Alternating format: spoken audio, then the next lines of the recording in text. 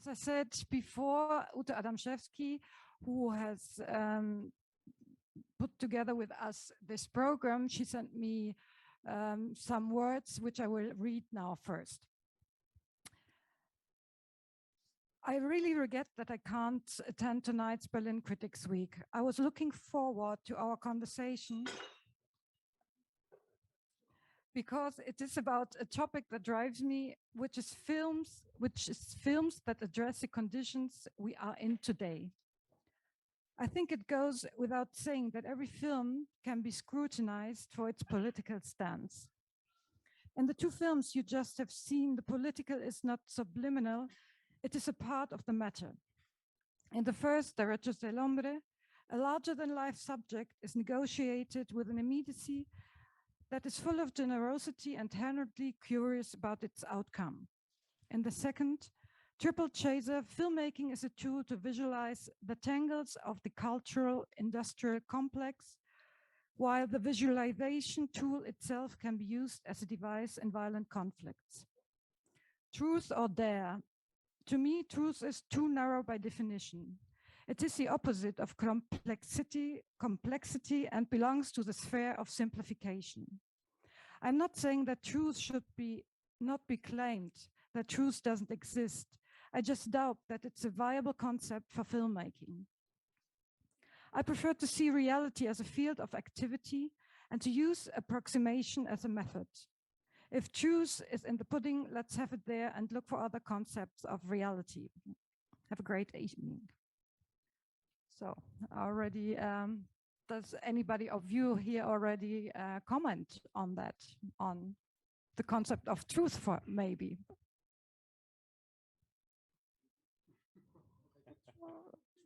Truth, maybe.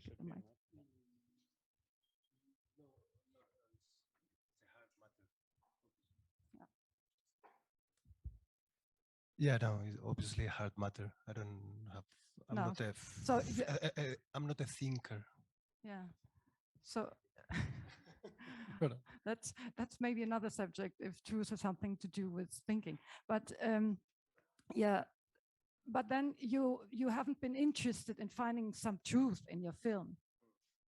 No. For sure. You have. For sure, yeah. Yeah. Definitely, yeah, that's true. Okay. Very true. Yeah. And if we go from there, so how did you approach that before you made the film? I mean, you had been very restricted while you were making the film. You had like a chest with some clothes in. You had about 35 cans of film, and with this material, you went to this place, Castile.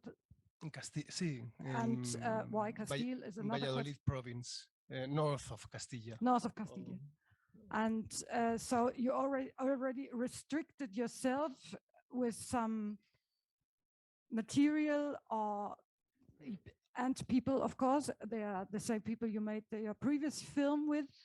And then you improvised, or did you already made a script previously, or is everything developed actually at the scene? Yeah, no, of course, truth is a very, very important matter, but very hard, no, to talk about it and so on. But no, I was at this point, it's very important what you're saying, I think, because it's clear that a film begins from the very moment that you prepare the film. Let's say the production ideas of how to develop the film, and so here it's not only this, let's say, humble production, 35 cans, and okay, just a very small group of people, but also, as far as I am concerned, as producer and somehow instigator of this film, it's related with a way to communicate it between all the crews, to do not impose a discourse, an artistic discourse, you say that, or in English, to the people with I am working with, so a conclusion of this is that the script was half a sheet of because this was just a description of the situation, and then we had 3 weeks and 4 weeks to 3 weeks and a half to do the film, and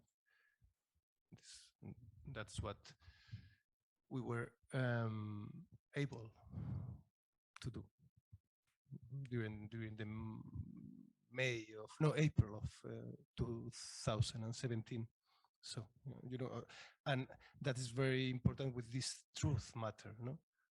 I think because it's like a sharing way to search to something, no? I will relate with it. I don't know if it's clear the idea, but I wish.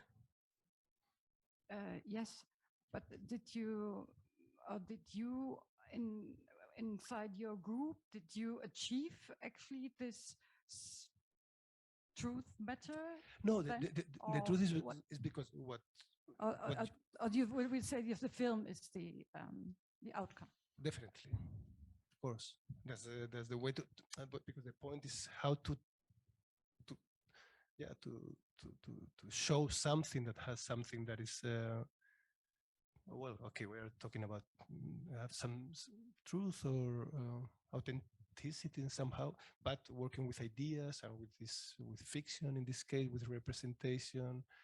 So I'm sorry because there's a lot of stupidity in the film, but that's another consequence maybe of what we are. So so the filmmaking is a method of the truth. Excuse me? So filmmaking is a method of finding the truth. Sometimes, no? Yeah. Also art, you're talking filmmaking is a method to art, yes. Yeah. Anyway, could art be. anyway, yeah.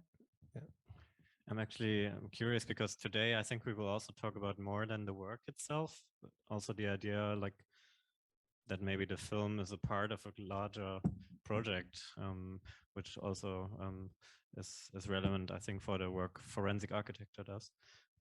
But before we move on to the second film, I would really be curious. You've started this Institute for Illiterate Art. Could you maybe also connect your film to what that is and like this concept of illiteracy? Yeah. Well, maybe it's too abstract.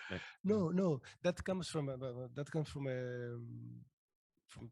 as I guess that used to happen from very concrete things that I was reading a book from a Spanish writer that is called La decadencia the decadence of illiteratism or something like that. It's written in the 20s, and he's actually a kind of Catholic communist writer. It's in the 20s, early 30s maybe, and he's talking about some things related with poetry and so on, and then says film is an obvious idea of what I'm saying, the proof of what I'm saying, that is the great illiterate art, because at that time probably there was no sound or whatever. So cinema is the illiterate art. Did I get it correctly? I think that he was thinking that images, you don't have to, you don't need to go to, I think that he was thinking something like that. And at some point, it's not more that kind of a joke, but also to propose to the group that we were going to do, for me, for sure, my first film or feature film at least, and for most of the people also,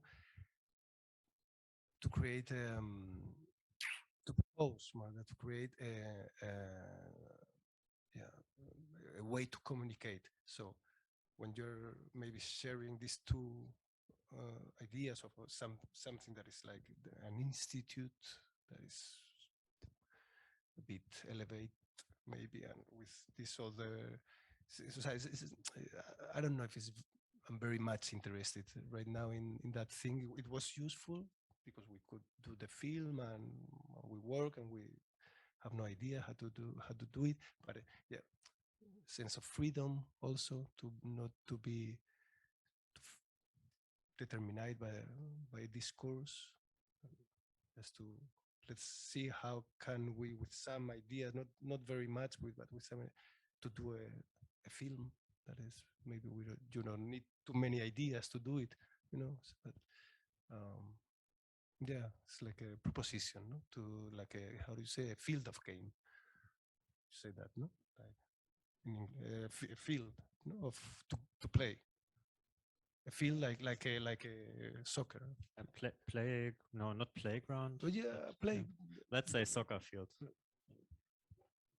Like another right of man. It's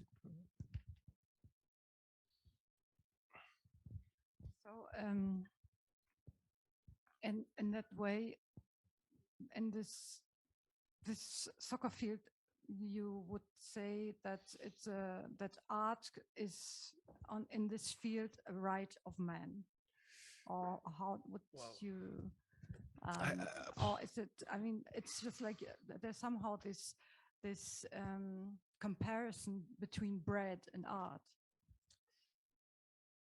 And when you think about the bread, which is should be, and I'm getting now there's some Catholic, my Catholic education is here, not to give us our daily bread and blah blah blah. Of course.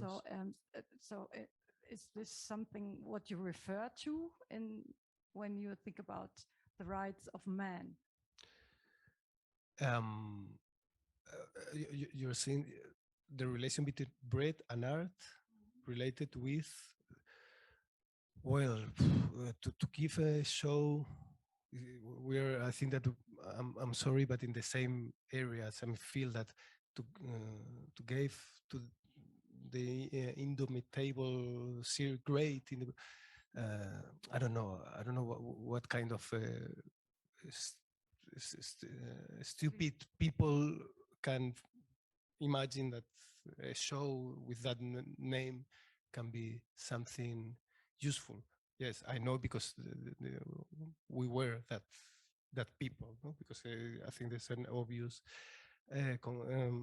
concomitance between the crew of the show and the people that we were doing the film. So yeah, but because I'm a bit disturbed with this thing of the man, no? I was seeing, I didn't see the film from, I was seeing the film from, well, I didn't understand very well the film because I don't speak so English so fluently, but I think that at the very end it was some kind of act of law, right act, no, in the very end of the film. Right, man, in somehow it's a positive concept, but at the same time, what I am trying to say is a very has been used as behind that concept. We can, I don't know, the criminal state of things that we have in the world right now, in somehow is also related with the use of these rights of man. So it's an ambiguous thing, no? At least it's how I see this thing. By the way, maybe to explain this idea, as we were doing the film, we read this Herman Melville's Billy Budd, Sailor, and the name of both the name of the company, Indomitable and Rights of Man, they are the two boats that Billy Budd sales in the novel of Melville happened in the late 18th century, no? And it's a very political book, religious also, no? Has a lot of, and I think that idea of the, no, that the rights of man is there. When Melville wrote the book was the end of the 19th century, and already he has this 1 century from since the Thomas Paine wrote the book. So he had perspective of this, I would say criminal relation between rights of man and as how to civilize the world, and the man is going to men. I mean, precisely men. They're going to use the world for their benefit, to respect for nobody, at all. So I saw it in these ways. Yeah, I guess that's a right of the people is art. Yes, I guess so. But well, when you say rights of man at this moment, right now, I don't feel so comfortable or identified with the concept. How about you, Eyal? When you read the title "Rights of Man," what came to mind when you read that title, and how did it relate to what you saw in the film? How was your impression? What came to mind in reaction to the film? I thought it would be a very different film than it was. I also, when it was on my screen, I saw this kind of hanging the rope. So I thought, that's going to be something about, I don't know, maybe because this is why you invite us together. I thought maybe it's some kind of Spanish human right film. I thought human right violation in Spain, land of plenty. You asked me what I thought. Yeah, that's what I thought. And what did you find instead? No, I found very beautiful. I like more for me, just the rhythm of the film was incredible. Conversations sort of like cross each other, sometimes meet, most often sort of just go in parallel or tangential way. People trying to get into something. It was very interesting, no? Like this sort of attempting to, this kind of like showing that process of attempting to get at something, to understand something collectively, to think collectively somehow, in different forms, in different means. Beautiful colors. I thought, oh, how wonderful is like, I thought it's a beautiful, I thought, is it winter and so sunny? This one, you asked me what I thought. Was it winter or spring? April, yeah, it was great. What else did I think? I thought, why the hell did you invite us together? This is such a beautiful film. It's okay, you kind of throw us into this panel together and maybe we can figure out what's in common. I don't know why to figure out what's in common. I mean, it's such two different pieces of work. And I was so much admired that film that I don't know exactly. I didn't understand. I kind of was trying to figure out what's the curatorial decision here, and how to intelligently engage in the conversation, I guess. I find it interesting that you separate the films, like Juan's film you see on the side of beauty, which implies the other film might not have aesthetic beauty. I didn't say that. No, I mean, our film is all about aesthetics in a very different way.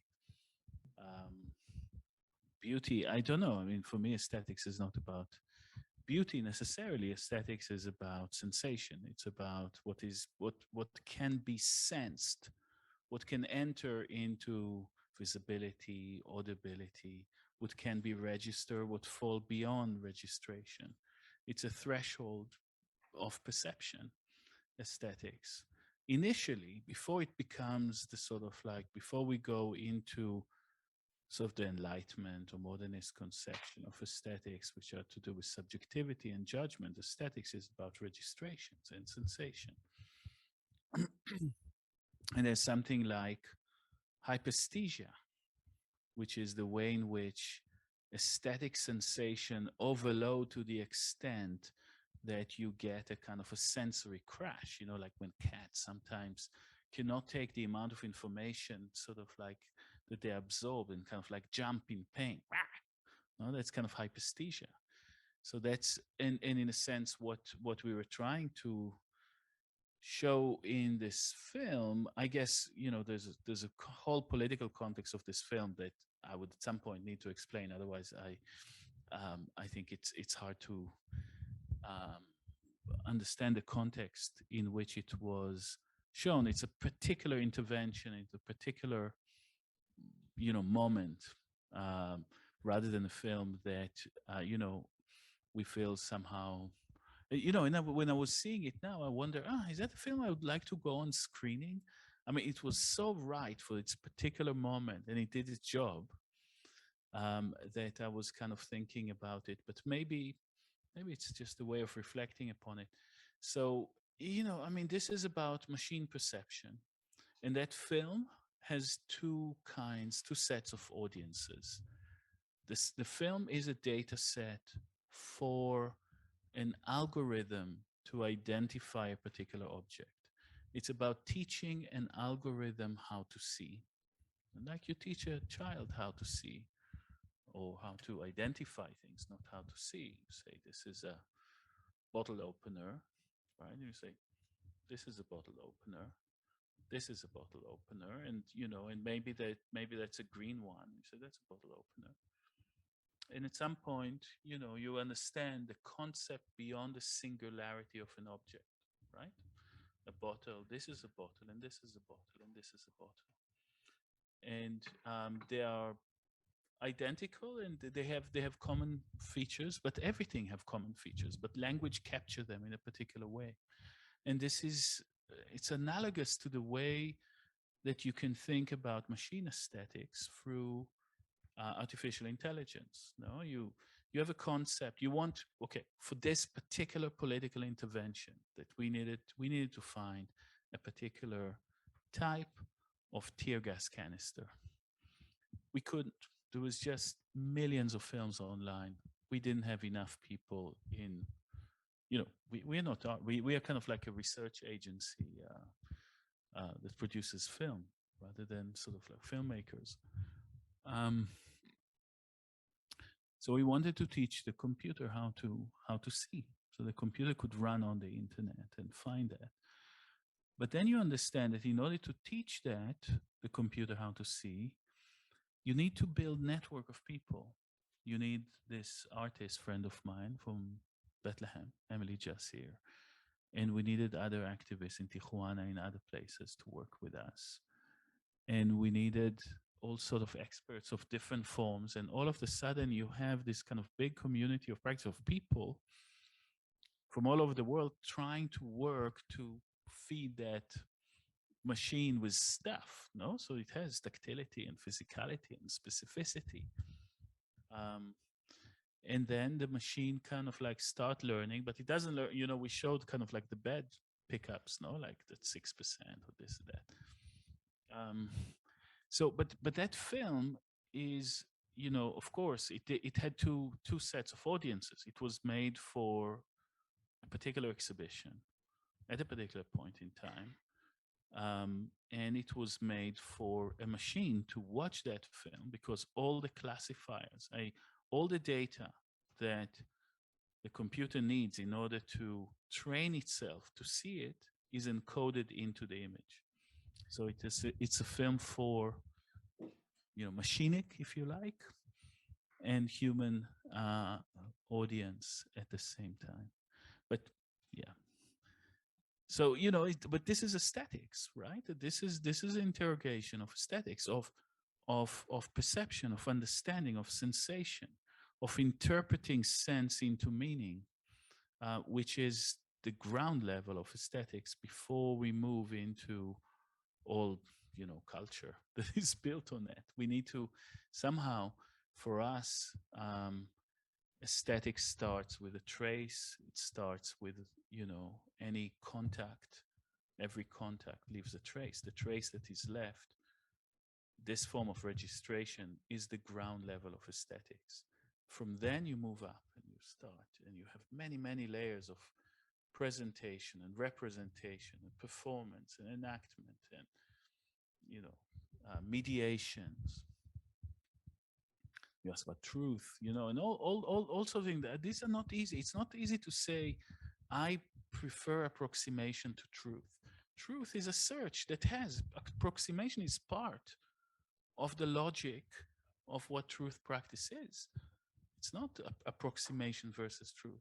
This is a truth is a kind of a way to socialize or to politicize things that we call facts, proofs, evidence, that are always probabilistic and unknown to a certain extent, or have unknown, but they are projected as truth in order to function in a particular way. Now, if it's done from the state, and if it's done to repress, and if it's done to control, and to create a kind of transcendent sort of system, like a religious system, you're talking about religious system with its own transcendent truth, that's, that doesn't interest me. What interests me more is a variation on this term, not like veritas, but verification, taking truth into an immanent practice, into a collective practice, into an experiment, into a building of communities of practice that buttress particular facts and claim for them as truth in order to function within a specific political situation, or in fact to poke holes in those transcendent truth systems. So, it's kind of like a complicated field in which aesthetics operate. I mean, aesthetics is absolutely essential. It's not like beauty of or truth, or I don't know. I mean, I don't know how to enter into this concept. It's one of the building block. It's one of the tools with which you operate in this very indeterminate field, in which you need to intervene in a particular situation. So that's what the film was trying to do. But then, even though that this film is made as well for a machine to see the film, to read the film, to find something in the film, there's still some decisions you made that this film looked like that. So I'm interested in, so how do you make the decisions continuously?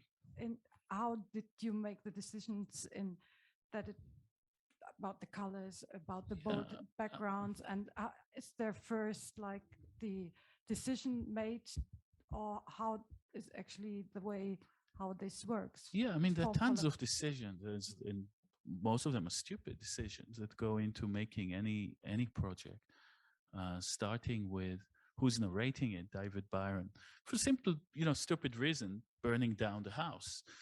So we wanted to burn out a particular house that invited us to make an exhibition, and that was the Whitney, that invited us to show a film about our work on police violence. We work a lot on murder cases, police murders.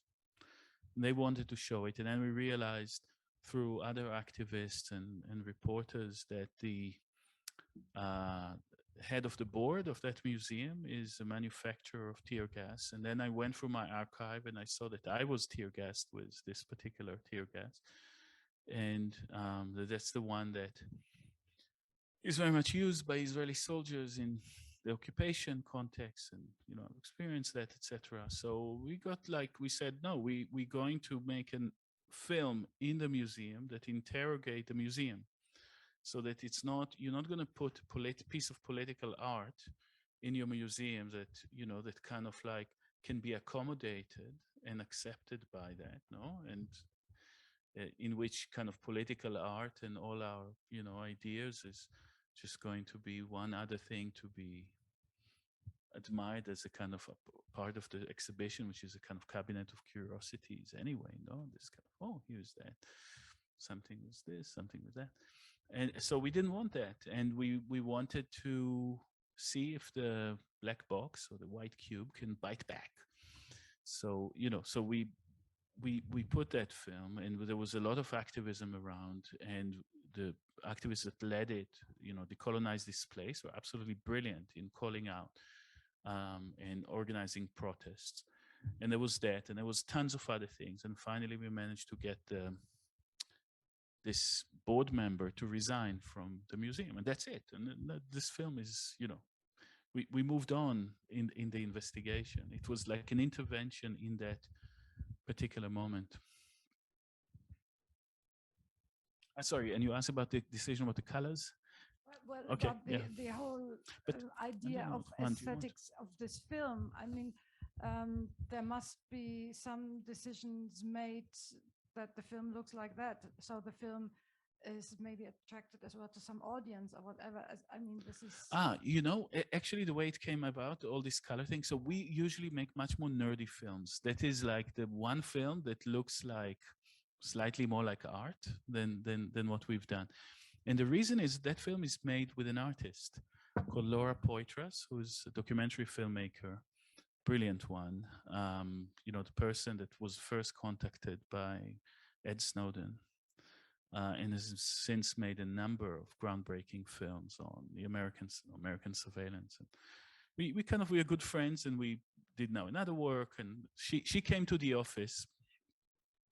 And actually, we wanted to take it all out and to put a little like tablet there with the instruction for the computer. That was kind of like our idea. And she saw, we had the, you know, we said one of our team members was Protestant in Gazi. That guy was doing the modeling for us at the time.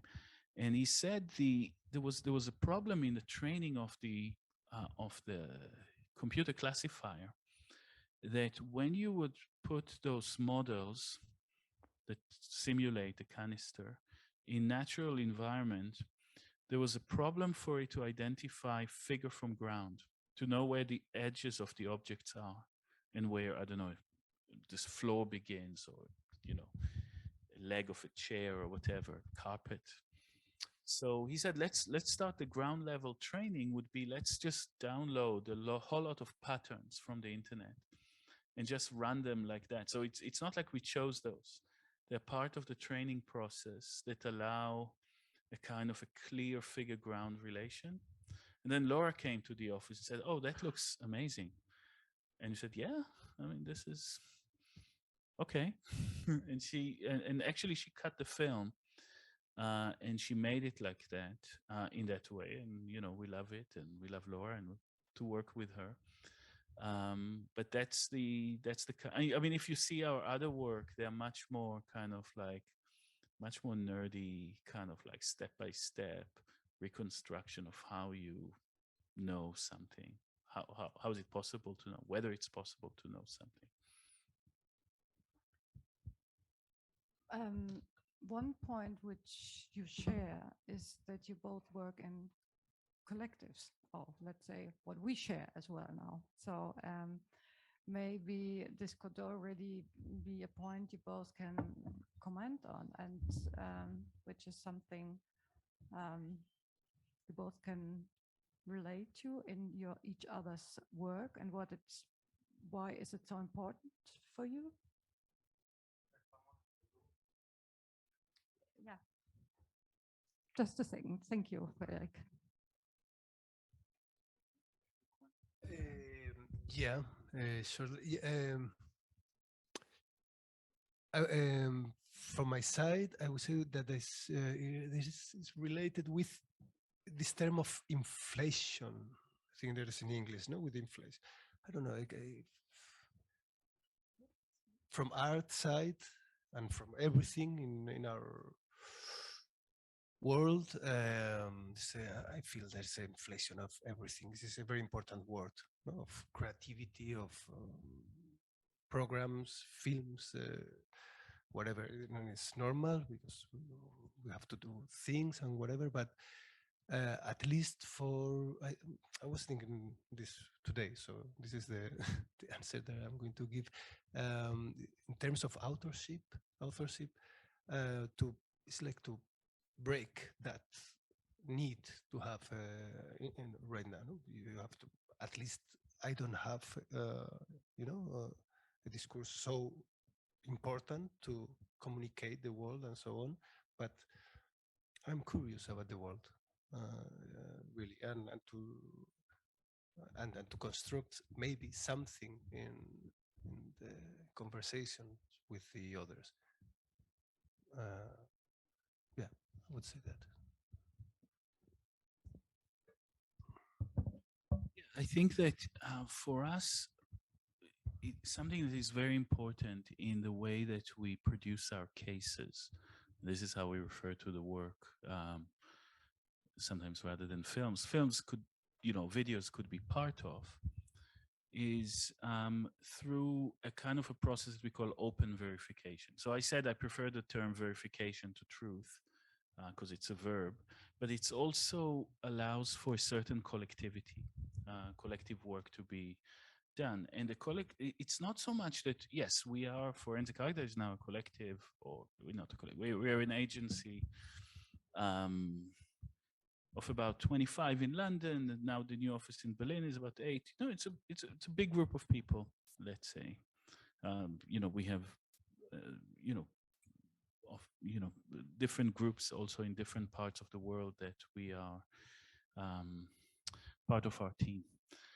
But the collective work is really to understand that that the act of investigation of a particular question, and it always need to start with a particular question. No, the state says something, we know it's wrong, and to enter into it, you need to start building a kind of a community of practice that involves primarily and is led primarily by the people at the forefront of conflict.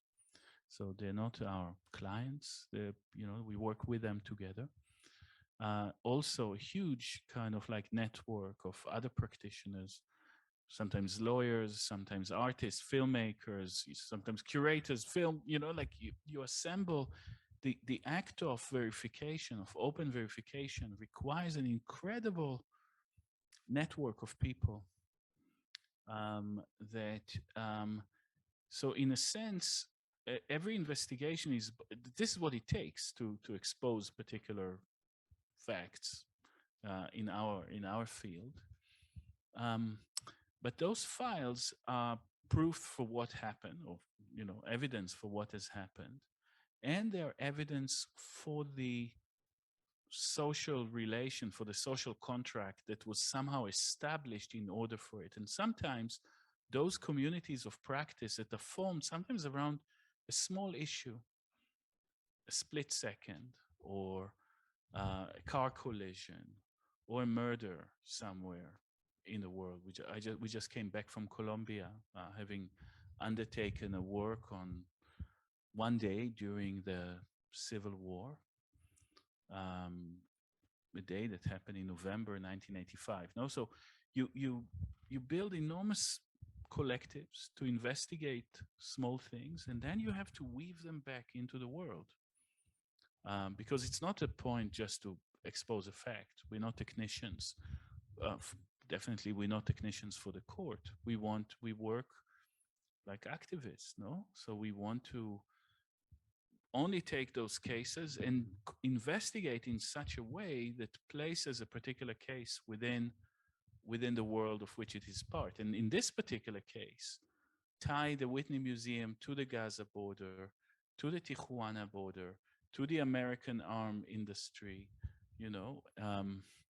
and to the multiple communities around the world that are all part of that tear gas cloud, that are kind of, put in that sort of collectivity, enforced, commons of breathlessness, if you like. Maybe talking about collectivity, let's also include Želimir,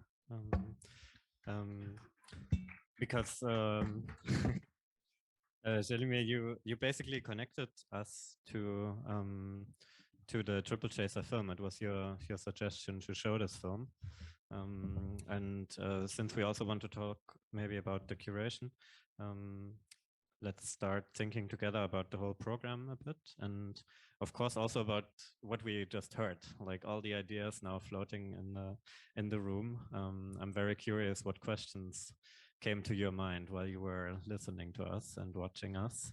And maybe also how what we have said and discussed here relates to your own search for truth as a filmmaker. You've been invested in the search a lot, and also maybe in a hierarchy of definition what truth might be on a political level. Yeah, that's a very complex introduction. Good evening. First of all, I have to say I'm definitely not in the main role in today's discussion, as actually I was approached from the colleagues from the Film Critic Week. Do I have some proposal for actually this showing of the films? And we have been discussing together. Let's think about these circumstances in which we are now, you know, with this fear and despair and problems with actually no communication and travels. So my first idea was I should maybe propose some sort of simple made films in similar times of crisis. That was the first thing. So I came with few proposals, one American and one Russian films. But then we discussed further on, and then on the end, we decided, okay, we have possibility to propose only 2 films, one long and one short film. And in that moment, to my mind came actually my first somehow connection with this actually forensic architecture group, whose work I somehow first time have seen in Museum of Modern Art in Frankfurt in 2018. There was one exhibition where I also took part, and they have showed the film Murder of Halit Zyorgut in Kassel. In that, when I watched that film, and then after 2 years in Kunsthalle in Wien, there was one big exhibition, and I was invited for preparation some big actually retrospective of my films, and I saw this Triple Chaser, which was also done by the same artist group. So what I felt, there are the people who are somehow very much interested in the same things I'm interested in, but they are applying completely different technique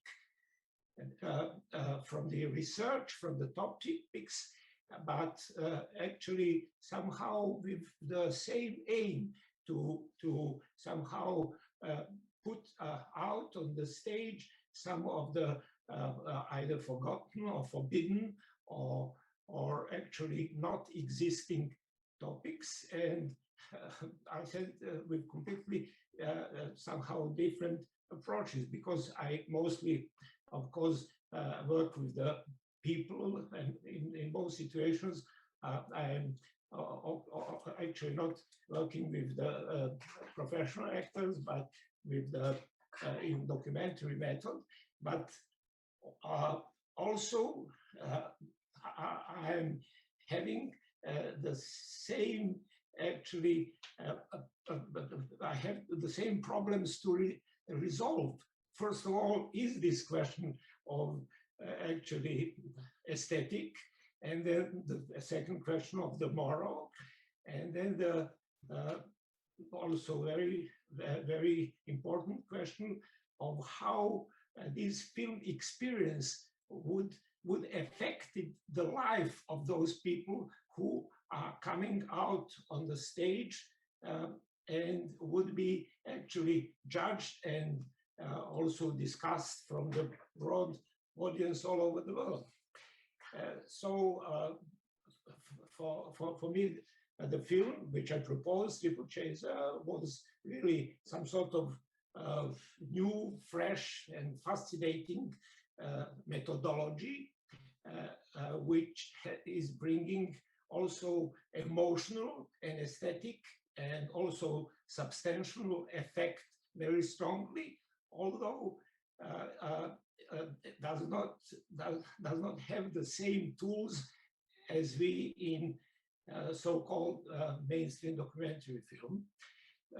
And whatever now I heard when I was listening Mr. Weizman, that's have been so excellent explanation.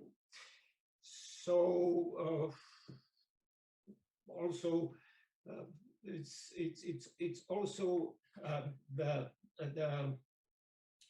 I would say the style of the film, which somehow very much is I would say a good example how something could be done without this huge film cruise aesthetic studios and whatever, and somehow that brought me very this effect, the tools and aesthetic of that film brought me very much to the actually something what new emerged in this COVID restriction, and that is this desktop films, which are mostly done with using the computers and the digital actually power of aesthetic structuring the videos. So I mean, as I said, I'm just someone who had this small proposal, nothing else. Yeah, and Uta Adamczewski, she proposed actually the Reto del Hombre, and we had a few other films, but then we ended up with this decision. And you, you asked the question why we have chosen these in the end these two films together. No, I was saying I was wondering. Yeah, I was wondering. I didn't say why is it like you shouldn't. I was thinking, what is the thought process that brought them? I think it's better always to put two films that are slightly different because there's a space that is open. I was just thinking, like, what kind of like, what are you searching for in that invitation? It was not in any way a critique, and I think that the more we speak, I understand. This is what I meant, yeah. And this is what I wanted to ask you, if you find more relation already maybe between the films or the topics or things we might have found there. It's difficult. It's difficult to say. I can say that I love that film. I could say that that I was really inspired by it. Well, it's not a desktop film. So I don't only like desktop films. No, I know. No, but I was thank you very much for your compliment. No, but I was thinking that they're very, very, very different films, and one very important thing is this, that it's a kind of how do you say in English, when you get tired, no, it's very physical. It has to do with the way to find yeah, to la mise en scène, no? To la puesta en escena. How do you say la mise en scène? In English, you use it also, no? Thank you. Yeah, ways to put the bodies in a fictionary frame, but very close also to the thing that you are doing, that we were doing a film. So it's just once more the frame. What maybe is the first decision, the most important decision that you're going to work with. And no, and it was just a joke, of course. No, what do you mean? That is, they are like. This is a very obvious difference between both films, because this our film has to do with has a big importance the way to do the fact to do the film.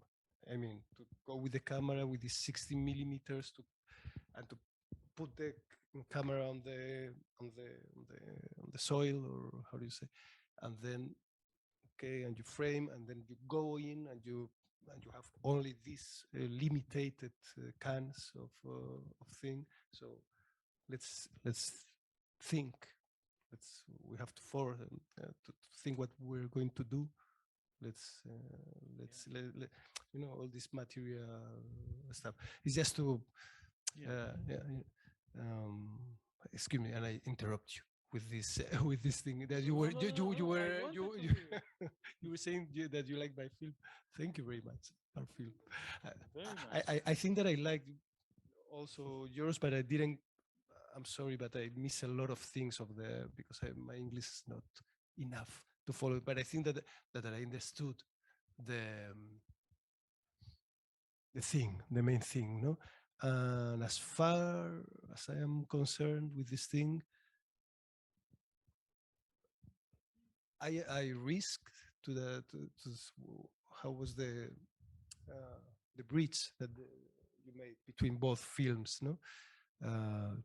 I don't have a statement to do it, but it has to do with imagination in one hand, and in the other one with with a political view of the thing, no? of the thing. I mean, with the state of things, and and how to do aesthetic thing that with that very harsh material, no. Aesthetics. Well, maybe it's an antique word, but well, there's also it's poetry. I mean, we go very the poiesis and so on. So I don't know. It's a hard job, no, to try to create some poetry in the. It's not. I think that I risk this thing, no, it's very risky, but I will go through that way. I think that, like you're speaking about poetry, and I can totally see it in this film. I guess that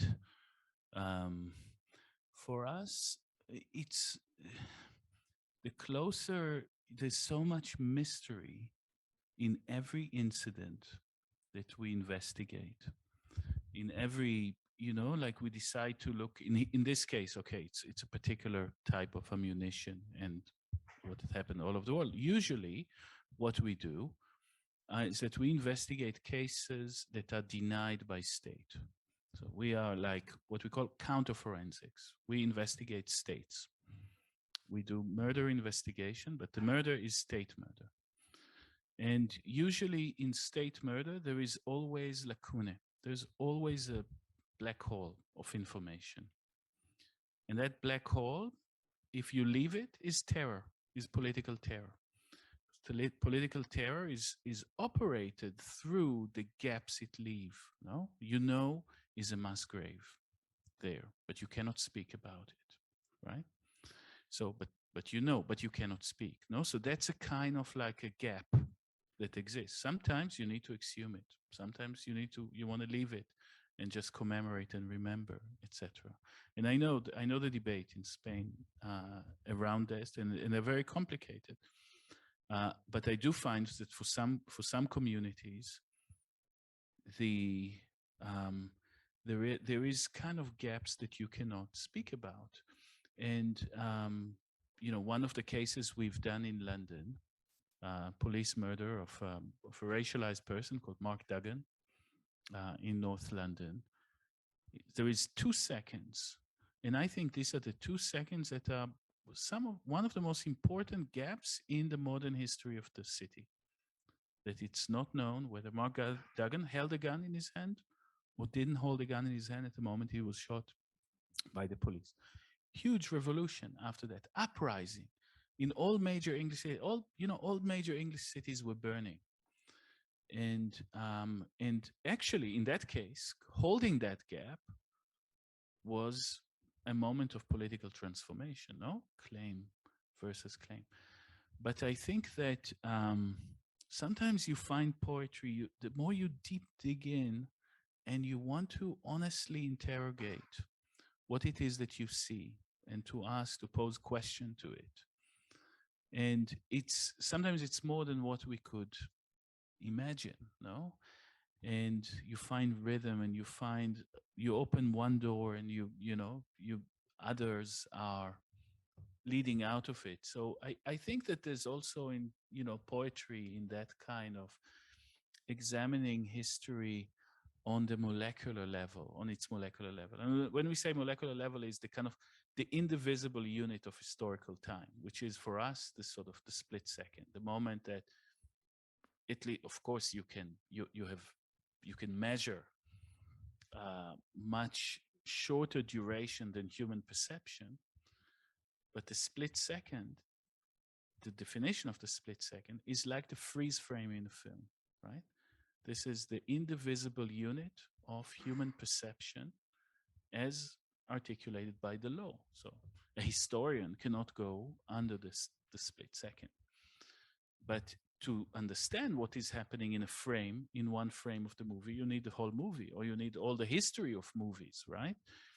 In order to understand it. So you need to, there's something about drilling into the details to discover the world from them. I find that concept of the gap was very fascinating, not only in the way you just described it, but also when we talk about poetry, of course, like the power of the poetry comes from what is transmitted and which we cannot put into words, maybe. Maybe that's a very simple interpretation, but like when we try to articulate our reaction to a work of art, this gap, like what we cannot articulate, maybe. I mean, I'm obsessed with this because I'm a critic, so I'm always trying to articulate my reaction to a film, and this kind of gap which I feel, which is very fascinating and driving me and fascinates me, is this like what I cannot articulate. And so I'm very interested, and this question goes maybe to all of you, like in your decisions when you edit films, like what you leave out to also create a mystery, like to not create a complete image, which is of course maybe also an illusion that this is possible, but there's of course this decision of leaving things out, leaving gaps, creating gaps, and challenging us to fill them.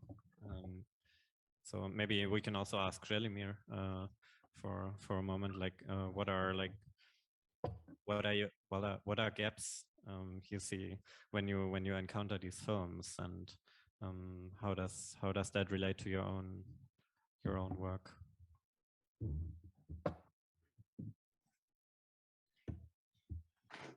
Well, of course,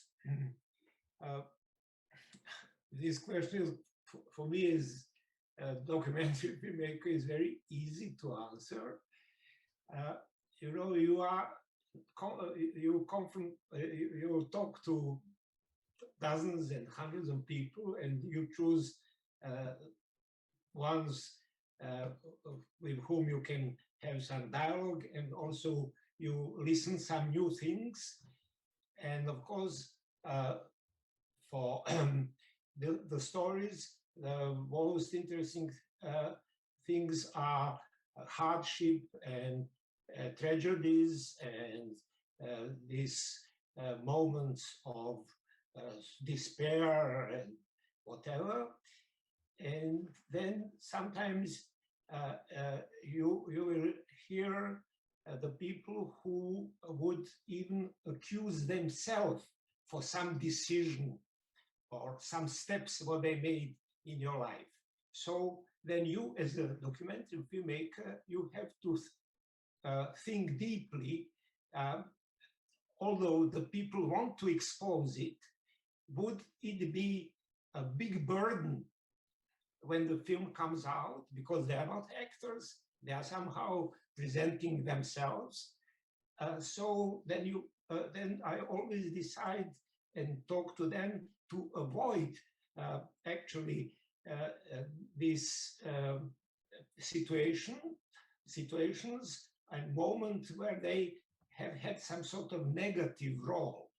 And therefore, of course, then we together have to work further on how to bridge the whole story, as actually in documentary filming,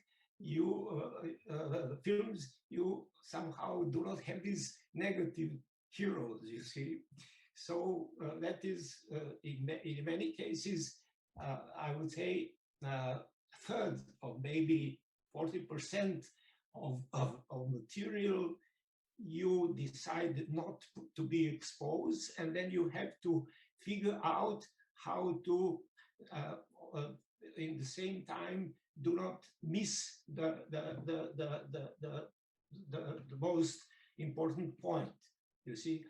So that this what you're asking me, of course, never occurred when you are making a fiction film, when you are engaging actors, and when you even insist, because you know with the actors is something else. If you tell him, look, you now kill your wife, and he said, okay, I can just take a knife and take her heart off, it will be very effective, and so on and so on. But I mean, altogether, for me, this discussion is further all the time very, very, very much interesting, because we also have this moment when we somehow are finding some black holes in society, you see, and that is the moment when we are both engaged. And sometimes these so-called black holes, they come unexpectedly, without any expectation, and can be extremely interesting. Just to give you one small example, just three years ago, when I was in Austria with an Austrian producer told me, look, can you make a film how these 100,000 migrants who came in Western Europe, how they find their way to stay there and to understand this country and surrounding as their new home. So I spoke to 30, 40 of people from Iraq, Afghanistan, Iran, and so on. And I said, tell me, what do you say? We are now in Vienna, this old traditional city. What do you say with the history? What do you say? How do you feel? They say, yeah, that's a marvelous city. That is really, we have heard that history of 1,000 years of one dynasty and so on. We appreciate it very much. And I said, and do you feel here somehow as some as people on the margin? And they said, no. We just feel that maybe it is the time that we start speaking and remembering our history as our history and our dynasties are 4,000-5,000 years old. Our poets, our literature is 3,000 years old. And then they start coming out with those stories, you see. So we made a film which we called Most Beautiful Country in the World, because when I asked them, what is the most beautiful country in the world, they said, Afghanistan, the only one. And of course, the first year, this film was never accepted in Europe. He started running in South America on festivals, and started because South America has the same pain with the history and, you know, colonization. And then afterwards, of course, it came also to be recognized here. So I think, I felt that this, what I have heard by the colleagues from forensic architecture, it's not so much distance from this experience what we have in ordinary film, documentary filmmaking.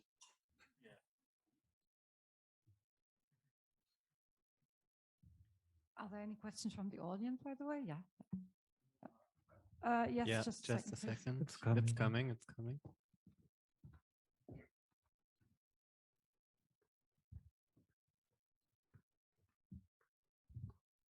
Yeah, I think these films speak beautifully together, and because they're both about spectacle, the theatre of the circus, the theatre of war. They're both about mimicry and simulation, how to represent a canister, a bear, a fish, a Japanese fisherman, how to do it better, how to hold your hands best or move your pixels best, simulation and recognition.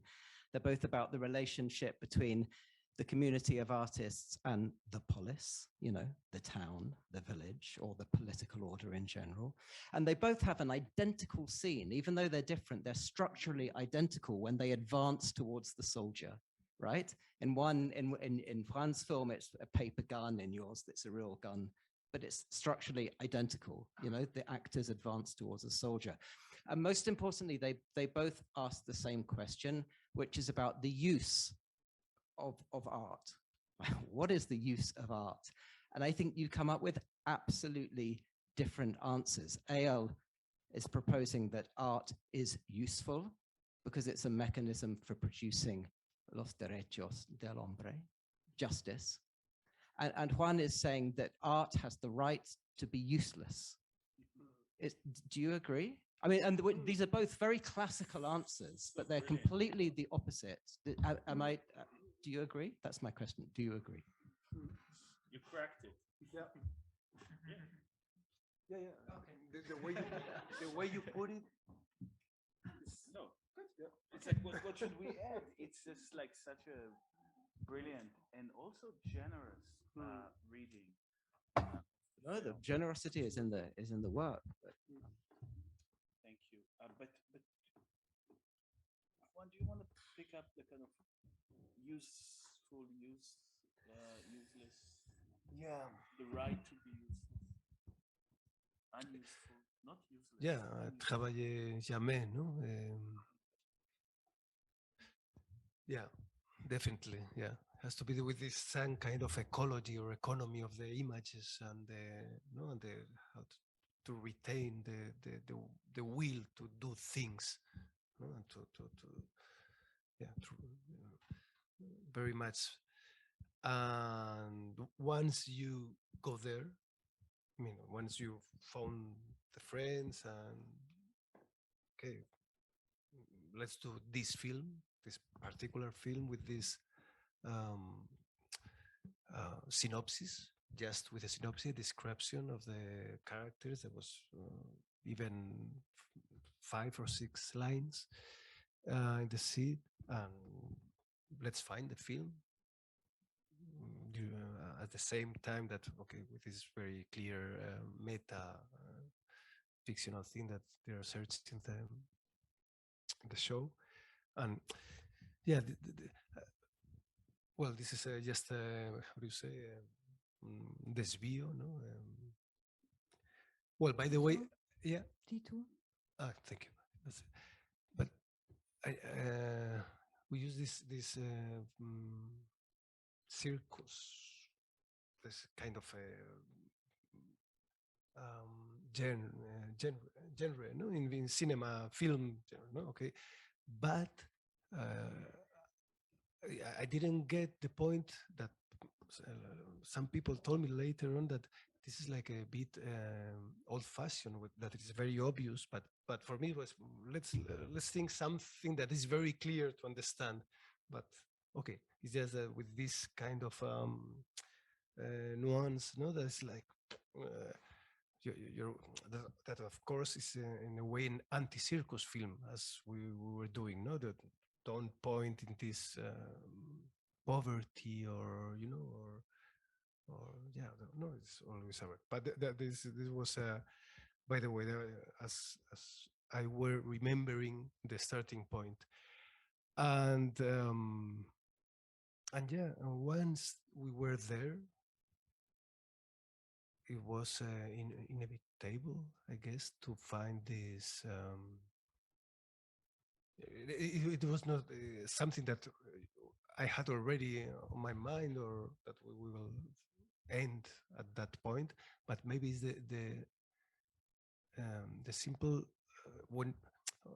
Let's say that it's. I would like to explain very the thing that I'm finding, that the act of creation in itself, when you, as we documented here, is for free. It's not doesn't has it should maybe not have an aim to, I don't know, to, yeah, we all know we have all I guess an ego or so on that to be recognized our work and whatever. I'm not saying that it's not useful.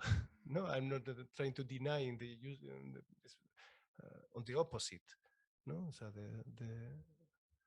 the framework was very materialistic, maybe with to be with has something to do with this thing of the truth or whatever, no, of the truth.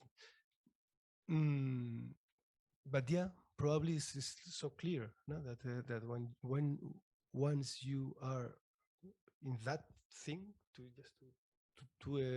sing a song, it's like a ballad, no, maybe the film, and that's is the, yeah, I guess that is so well, but that's your merit also. Yeah? I'm not saying that the one has no merit to see it.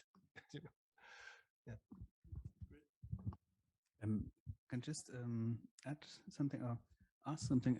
First, thank you very much both for the films. They're really, really, really touching. I was especially touched by the Los Derechos film, especially I think because it brought so many different spheres, like the sphere of the imagination, but also the abstract or the conceptual.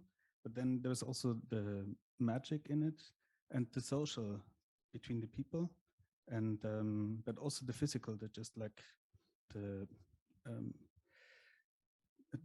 food and the bread or the cars or something. All these things came into it. But I wanted to ask you if did you want us to look at art itself or at these things outside of art?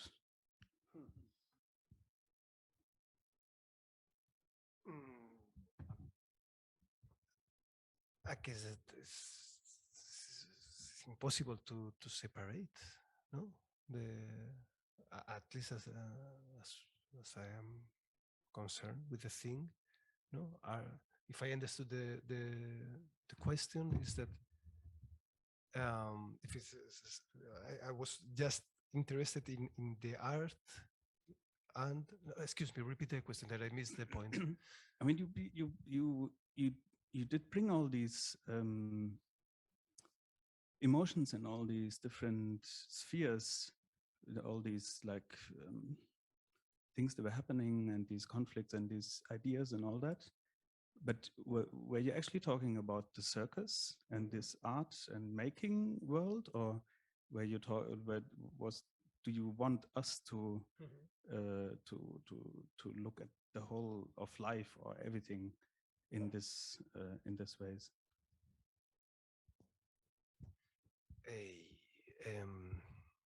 Well,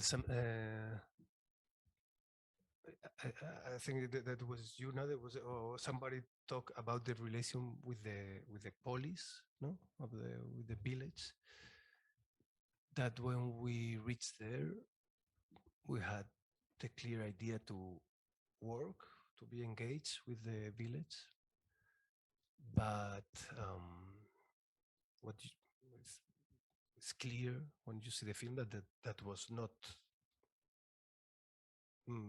any point of communication, or it's not true. With the editing is forced, the idea, no, it was not so, but it comes from somewhere, from a point that is that was real, that they were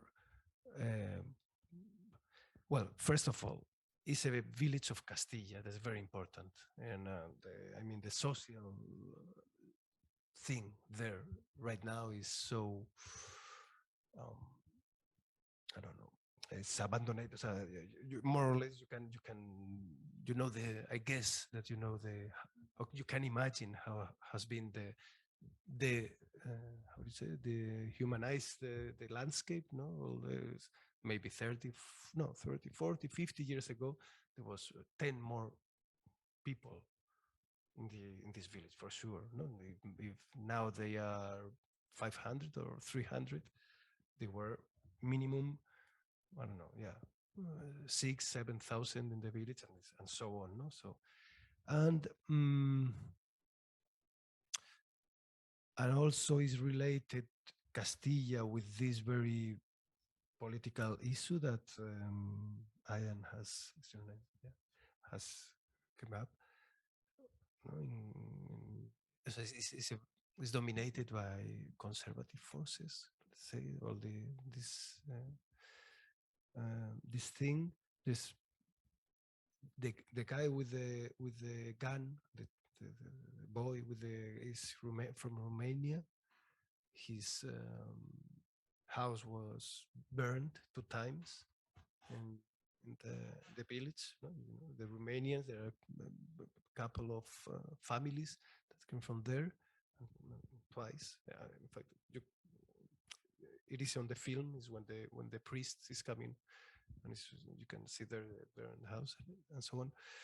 So yeah, it's not so. No, it's a ballad. It's how to sing in this. No, when it is not forced that when the few shots of the village inside the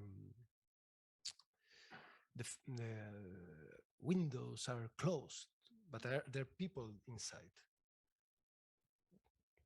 Not in everywhere, but so it's like so it's kind of a very I don't know,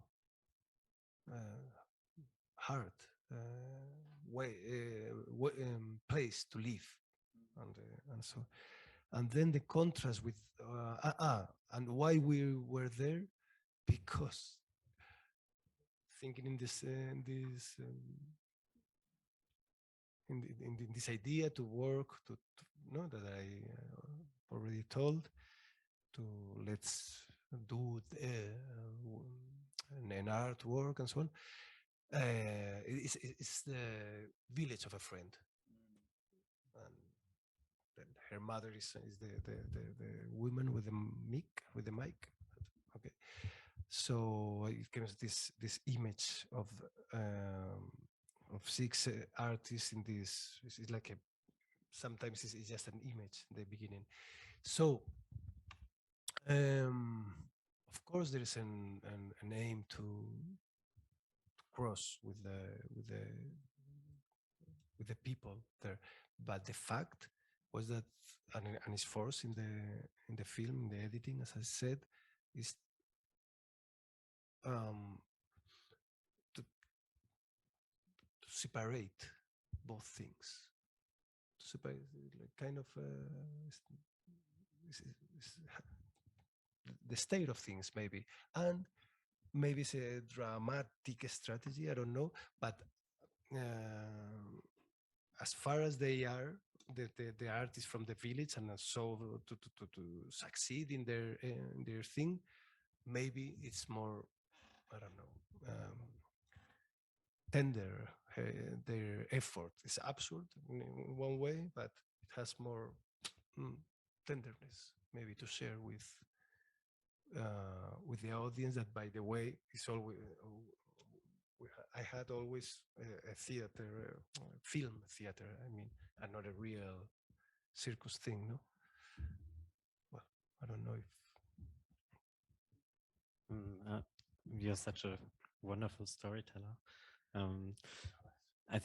Since we've been talking about like what aesthetics mean to us and the role of aesthetics,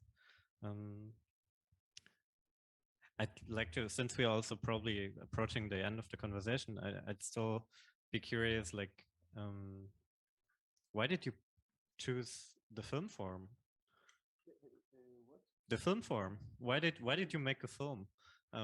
To what you just explained, like why did you put it in a film? And I'd also like expand the question to Eyal, because you're also working with image, right? So we've been talking about aesthetics, but not necessarily about film. Why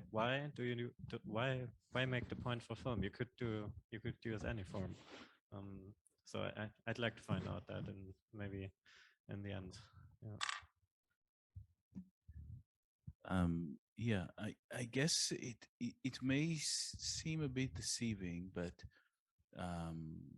the video that you've seen here has been produced with almost no budget, no. So it's I think we've received $1,600 from the Whitney, and we had another 10,000 from somewhere that we put into it. So it was just the easiest way for us to convey the idea. And what we did was we wanted to make an intervention in kind of an understanding of a relation between patronage in the art and the kind of art that is being produced under that patronage. But it's not only about, there's a lot of debate about now toxic philanthropy, the Sacklers, and there's names are being pulled out of places. We tear this down. It's okay. It's great. I guess for us, when you work in the field of political crime, as an investigation of political crime, you need to look where the people that you investigate are vulnerable. And somehow they are much more vulnerable in the art domain than into litigation or, and in any other kind of field.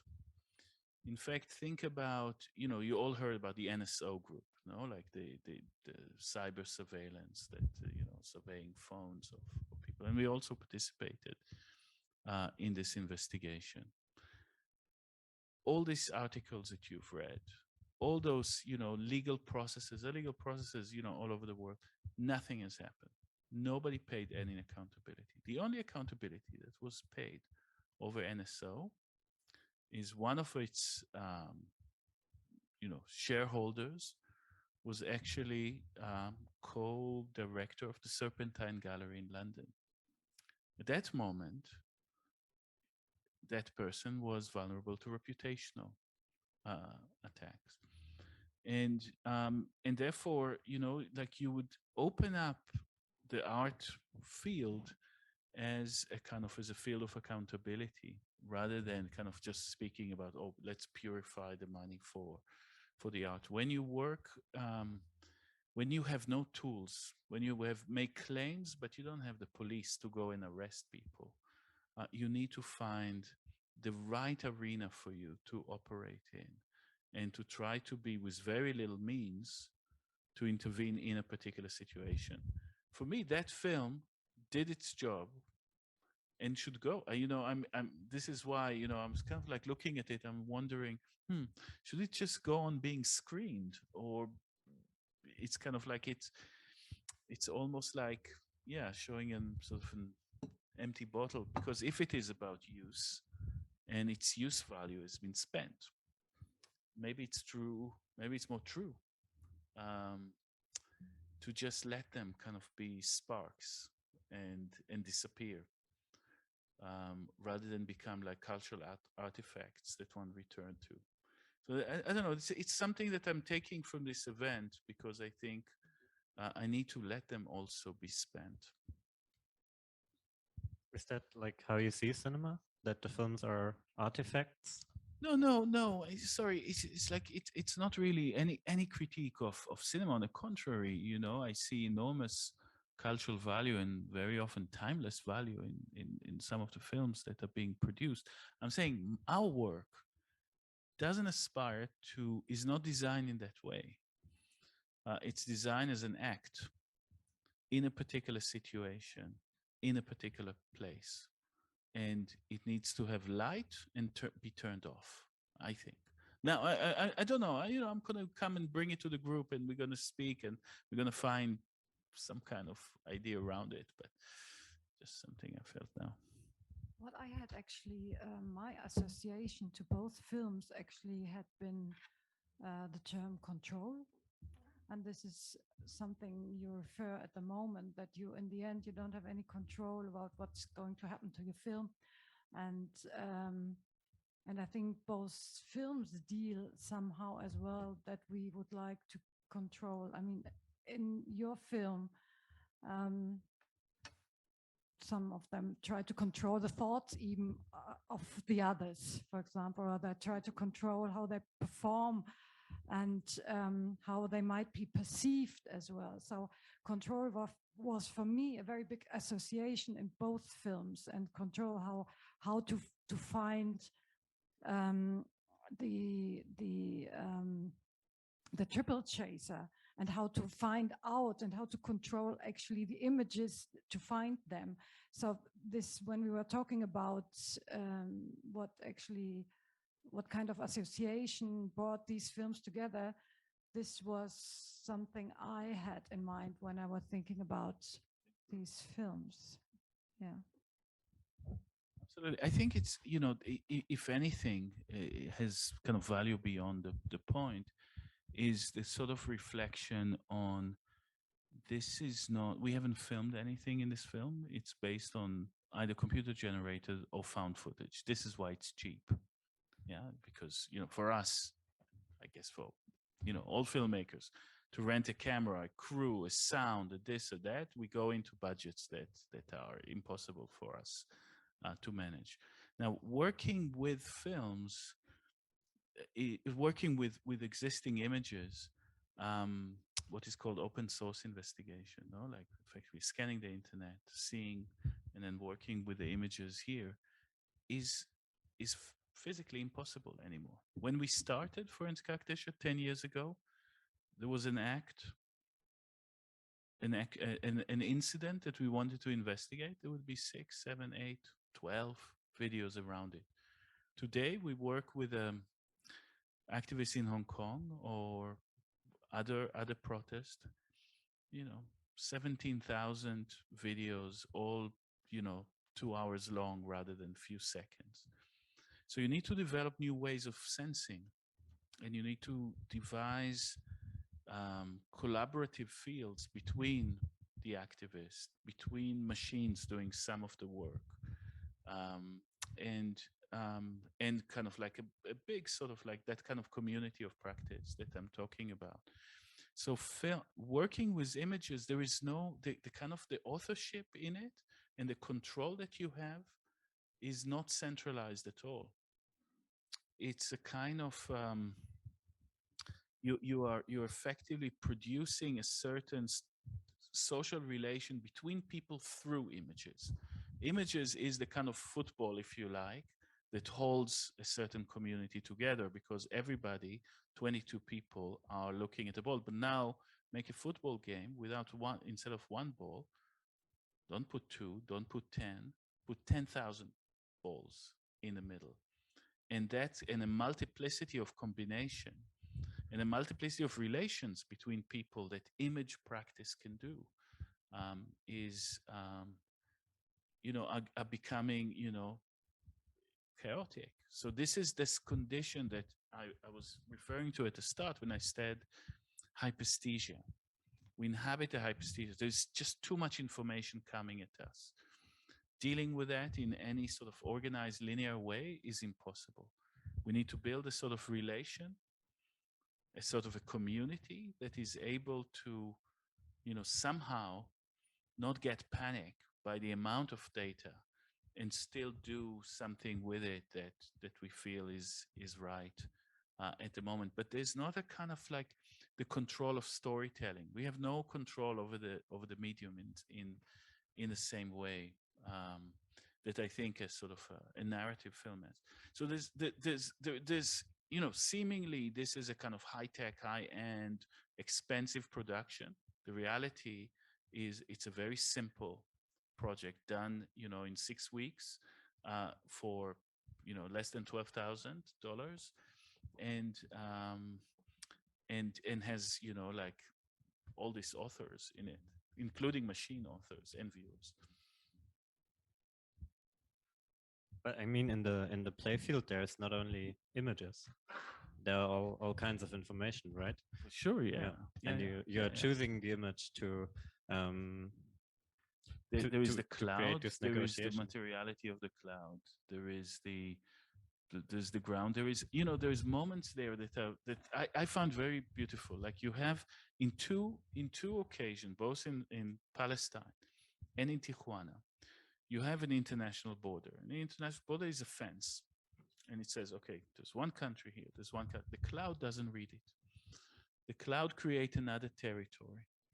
But that territory that the cloud creates is like a commons, right? That is completely ignoring that sort of Cartesian, sort of like lines in the sand that we are drawing. This is sort of like what is so fascinating about fluid dynamics, that they do not really, they could relate to. Here, another story about fluid dynamics. When we're working in Hong Kong, the amount of tear gas that the Chinese authority put into the street to suffocate democratic movement. They poison the street effectively with poison gas. With tear gas from a certain density becomes like a poison gas. It's a lethal thing. But the architecture of the city is so fascinating. It's hills, and there's water, and there's canyons with very tall buildings, and the clouds start entering one street, and then it moves in unpredictable ways. It just moves up into completely other parts of the city that are not involved in a protest, but all of a sudden breathing tear gas, or all of a sudden you have the cloud from the street get sucked into the ventilation system and arriving in the 70th or 50th story of a building. So now you have a relation between people scattered across the city through fluid dynamics. And those people breathe the toxic air of the state. And those people actually, we've looked at it with students in Hong Kong University, at the relation between people that experience tear gas and that join the protest movement. The tear gas itself, its fluid dynamic, becomes a certain, if you like, political community in the making. That is so yes. So you have the materiality of the city, the building, the water, the air, the cloud, the form of the cloud as a territory. That is obviously what is coming out of those canisters, those banal canisters. No, you need to. This is where you start.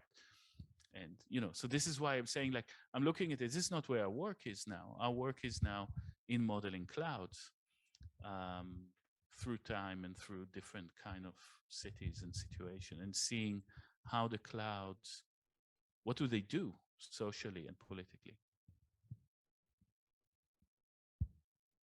Are there any more questions from the audience, maybe? Želimir, would you like to add something, maybe? From the cloud. No, that was really very good conclusion. Anyway, I want to say thank you, and I would hope to meet you at some point very soon. Thank you for maybe. Okay. I would like also, but I don't know, will it be any chance? As we are, it's a lot of difficulties. So I'm living in Serbia, so it's not easy to go out in Europe from this. I'm often in Belgrade. I will reach out. Okay, And connect you. I would like very much that we can talk in person. There was a question from the. Why did they kill the bear? That's a good. Yeah, because she was demanded to do it, to help. I don't know if that you didn't get it. It's very silly. I know it's very silly, and it's not. I think it's not important. I was a bit ashamed when I was sick, but it has its importance. Yeah, I guess so. But I think that I don't have an answer to that thing. No, like that's a great closing statement too. Yeah, then an applause for